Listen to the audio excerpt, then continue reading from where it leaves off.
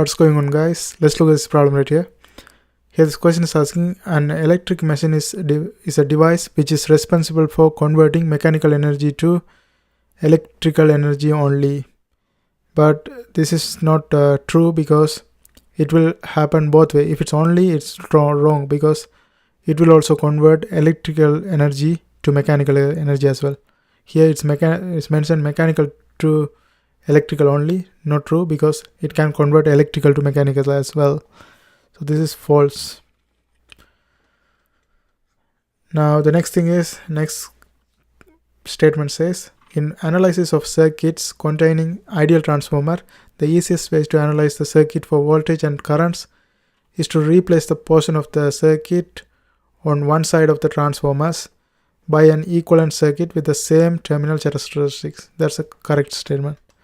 So this is true. And that's it. I hope you guys find this video helpful. Thanks for watching. And if you are trying to learn electromechanical system, there are a bunch of videos in my playlist. I hope you guys watch that too. Don't forget to subscribe. See you next time.